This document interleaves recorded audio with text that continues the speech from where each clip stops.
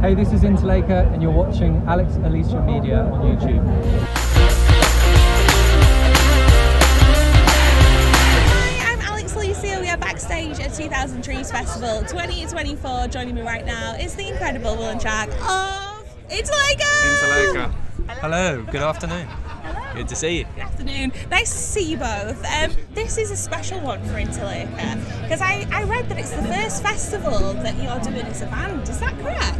It is, yeah. This is actually my first proper festival ever, I think. Wow. Technically speaking. So, like, to do it here is just unbelievable. Amazing, yeah. Are you enjoying yourself so far then? Yeah, it's been amazing. I came here in 2015 just as a watch, but so it's been a long time coming. Yeah. Absolutely amazing. It's a pleasure to catch up. Yeah, totally. I mean, yeah, it's our first festival and our fourth show really. So it's all very new, and a couple of us we've had the opportunity to play here a few years now. Yeah. So it's amazing to start something new and being invited. You know, James asked us if we wanted to play this show. Maybe like a couple of weeks after we literally announced the band, so it's been in the book for a while. It's certainly been on my mind for a while, but yeah, no, it's amazing to be here and it's amazing to be part of the festival scene. Yeah, of course, and I'm sure the festival seems very happy to have you as well, because I love everything that you've been doing so far. I want to talk to you about the beginnings of INTERLAKER, because I know that it's very social media based in terms of the way that the band kind of got together. I'm just curious from like your perspective, how important do you think social media plays in being a band these days, and whether you think it's a positive or not? I think that's a very good question. I think that there are pros and cons to both. I think that the pro being, I had actually, though I toured with Dave, our singer, I played many festival circuits, this being one of them, before in our own respective bands, but we'd never met, and we probably wouldn't have. He's a pretty quiet dude. Not, we live a few hours away from each other. So to have the opportunity to kind of make a connection with someone you admire and then start chatting about music, and then, as it turned out here, actually record and write together. Not that I'm a big social media fan, but I think you've got to thank the ability to do that, and that's pretty incredible. And I think a lot of bands, certainly now, have a similar story in terms of, you can reach out to people you never would have been able to reach out to before. So I think in that respect it's very good, and I think that it obviously social media comes with its downfalls as well. But a minor dose of social media will start a band. Was that the intent then from the beginning? When you obviously think about the fact that like two people are like communicating and just over the love of music, did you actually hope that it would become what it's become now? Was that the end goal? Honestly, it was not on my radar whatsoever, because I was the drummer of Arcade Roots. I'm a drummer by trade, so I was just chatting to Dave as someone who had no real way of musically getting involved with him. I loved his old band.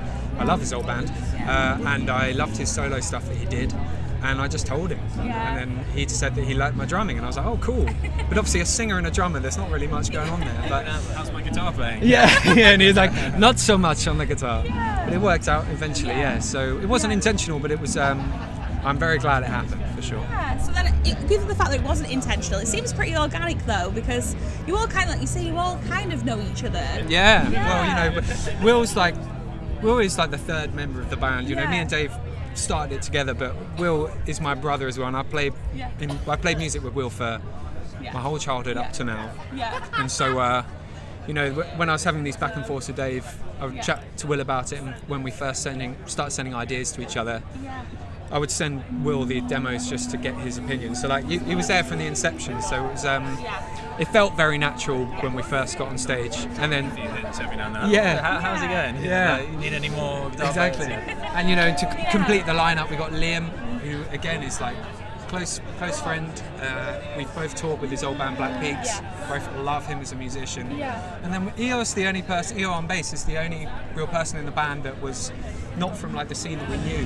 But I feel like it's even more incredible the chemistry we all have with her, because she's just awesome, and we just get on really well, and it's like very relaxed vibe on stage. So I feel grateful that we've got all these people together. Yeah. And what about for you, Will? How's that feel for you? Knowing that that's that's your life now going forward in Interlaker at the moment. How are you feeling in the band at the minute? Yeah, it was amazing. Like, as soon as they started getting together and swapping ideas, I was thinking, you know, like, I'm not going to push anything, but if I can get involved in any way, I'd absolutely jump at the opportunity. So, to get to play guitar. And like I was saying, this is our third/fourth, depending on how you look at it. Third and a half gig we've ever done, and it was, you know, just packed all the way. It's just amazing. So, I'm excited about everything that's to come with this, because I think it's really cool. And obviously October you've got the new album coming out as well, the month of Spook, which is the best month in my opinion. My favourite is it? Do you love Halloween? Are you a Halloween person? I'm a big Halloween fan. Yeah. Okay, I'm really happy about that, because I just love fellow spooks. But yeah, of course the new album's coming. What can you tell us about this release then, really? Well, we've released a couple of songs already that we made an EP out of, but the album, you know, a lot of the songs on that EP they were all written at the same time, so it's like, we feel like it's a full piece. And I'm excited about the fact that I still think there are quite a lot of sides to the band that people haven't heard yet, just because it's still early days and we haven't really been able to show the full spectrum yet. So all I can really say is you should get it, and you know, we're really excited about it. I think that there's a lot of stuff on there that people wouldn't be expecting as well. Okay.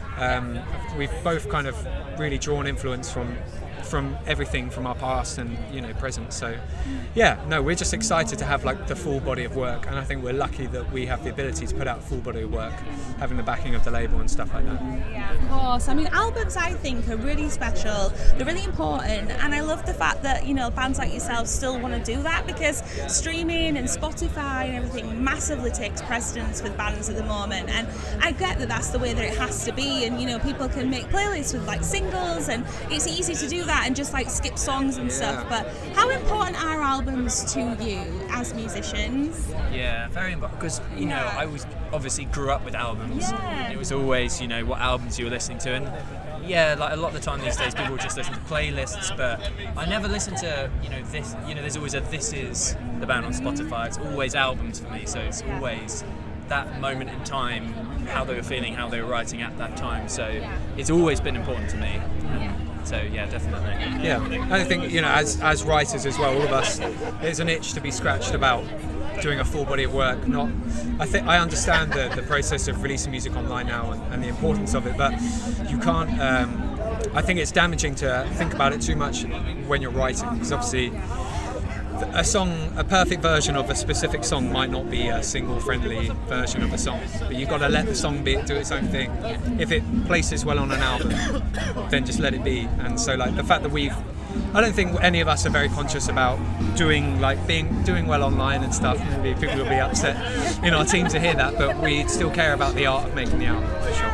I think that in-person interaction between like the follower or the fan and the audience or whatever, I think that's like really special. Those are the moments, you know. I get social media, like you say, it's important, but, you know, I still think that the chemistry in a room where you play live to someone and win them over that way and stuff is just as important as a TikTok trend or something like that, right? Yeah, totally. I just think it comes down to, like, if someone says, you know, tell me what your band is like, it's cool to hand them a full piece. It's like, that is what it's like, start to finish. Yeah.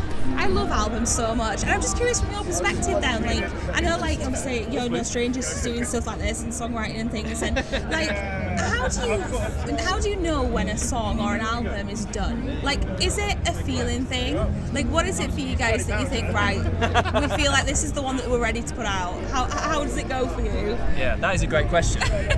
Like, because I don't know. I'm not sure what the answer is to that. I would say my honest answer from the album we've just done, you know it's done when you are given a deadline. When the label says it's coming out this date. Because I think everyone falls for it, but you just keep working on it. And we finished this album the night before the deadline. And we had no choice. The guy was Chris Coulter, guy who mixed the album, said, "This is when I can mix your album."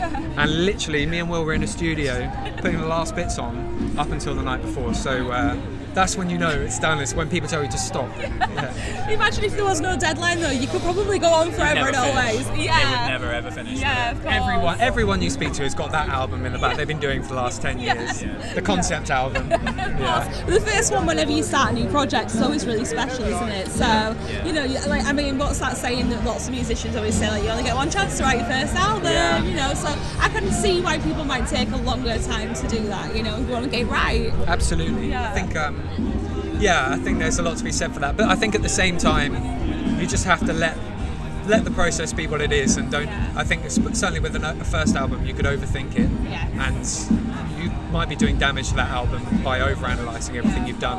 I think it's important to have a deadline. It's like the least artist response, but I think it is important to have a deadline and stick to it. Of course, definitely. Well, what about if your band had an autobiography out right now? What do you think that autobiography would be called?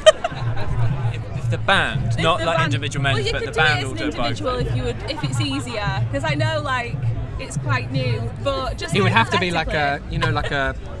a multiple short stories. That's the only way that it could work. Yeah. What's that fit film together where all the somehow. short stories then fit together and there's like one final scene? I can't remember what it's called. Is it Begins with V. it's like, Begins with V. I thought you were thinking like a Or Quentin Crash. Tarantino I was thinking film Crash, or yeah, I was something. thinking- Crash doesn't begin with V, but I was thinking of Crash.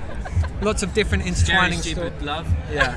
Yeah, there you go. Seriously stupid love. Scary, come on, man. Oh, what did I say? I Scary. got very dark quite quickly. He's an That's a October different guy. one. He's Yeah, an October that's a guy. whole other That's it, the thing. month of Spook is coming back out, I think, Yeah. definitely. Yeah. No, you mentioned movies there as well. I've got to mention the fact that the band name and everything. Didn't you try and like name the band after like Jaws because you had a mutual love of Jaws movie? Absolutely Oh, love Jaws. what is it about that film that you love so much? How long have you got, honestly? You should got see his trodden flat. on It's a... literally just a Jaws memorabilia. It's like a museum. No. I have a Jaws tattoo. Oh, you actually do. Sorry, yeah. What is it special? But I think that it's like the perfect tragic making of a movie that the tragedies made it incredible. Yeah. All the problems with production made it incredible. The chemistry, I think it's the best chemistry between three actors ever. Wow. And I just think it, and I think that there's probably an element for me that having not seen it when it came out is a timeless element to it that I'll never quite be able to capture the energy of what it must have been like. So if you're going to ask me if you could go back in time, where would you go? I would go and watch Jaws. You go watch Jaws. For sure. Remade. I would erase my memory and go watch Jaws for the first time. Oh, okay. Rewatch it for the first. No, not just like I'll go and watch Jaws I thought you meant anytime. like you'll just go watch Jaws. No, or no, go I watch go- and make Jaws. That'd be even cooler. That's actually There you are. arguably a better answer. Yeah, well, you can use that one from now on. I'll allow it. Next interview, I'll do that. Hopefully no one's asking that same thing. But no, obviously, like, you know, it's just like, it's cool to know those kind of stories about you, because I know like picking a band name's hard anyway, isn't it? But you know, what was that actually like for you? Because Torturous. I can imagine it's just a nightmare, isn't it? Trying to get everybody to approve on it. Yeah, it's honestly a torturous process, and it's the quicker the better for me. I think me and Dave were just lucky that Dave just said, after a long time of trying, we stopped trying, and he was like, how about INTERLAKER? Yeah. And I was like, what's that mean? He was like, I don't know, man. And I was like, sounds good. And I actually googled it and it's not coming up meaning anything, so you're pretty unique with that. yeah, I think it's just one of those things where, like, and I'm not making this up, I genuinely believe this, we're both big fans of, you know, the whole kind of theme around the album is very nature orientated. We released an EP and it's all nature orientated in its imagery, and the name, in my opinion, just fits like what we have in our heads of how like the band sounds and stuff. So we both, I like it, and I'm just glad it's done. You know, even if I hate it tomorrow, I can't go back. It's done. There are so many bands on there that if I could go back, it's like, what would you do? It's like change the band name. Yeah. From the beginning, so we're like, we'll pick a good one, and then we don't have to worry about it. And then you sorted, exactly. And since we're at 2000 Trees Festival, silly question, if you had 2,000 of anything, what would you want? I mean, probably for you, like 2,000 copies of Jaws or some on DVD. No, if you could have 2,000 of anything, what would you do? I've got my Mr. America answer, and I would say good memories. So 2,000 guitars would be pretty good. Oh, But right. is that too obvious? I should think of something a bit more niche, like No, you said it. It's from the 2,000. heart. That's fine. Quid. counts. 2,000 quid, yeah, of course. Yeah. That's really smart. Well, on a final note, have you got a message that you'd like to send out to Interlaker fans? Have you got anything you want to say to them or let them know? If I'm speaking to Interlaker fans, I suppose we'd just say a huge thank you to anyone who's seen us in the last 3.5 shows, and anyone who's supported us, anyone who, we got a message from someone who printed out their own Interlaker stickers today and handed them out. I feel like there's a real community of people who just want to spread the word, and that means a lot to us, and we're just happy you're here for the ride, so thank you. Yeah, come see us in September. Oh yeah, and buy everything as well, buy the album. Oh yeah, of course. No, September you are out on the road. I forgot to mention that. Yeah, there's a few shows, yeah, playing in... Thank you. There we go, was a good plug. Brighton, Nottingham and Guildford. So it's just a little run of shows, but That's can't wait. awesome. I can't believe I got the Jaws chat in there. Yeah. I just didn't That's have more time important. for the show. Labour would have killed me if I avoided that. Just talking about Jaws. I love it. Thank you so much Thank for you, chatting Alex. to me. It's Cheers, been a Alex. pleasure to meet you. And I can't wait to see you around at Trees a little bit later on. Absolutely, yeah.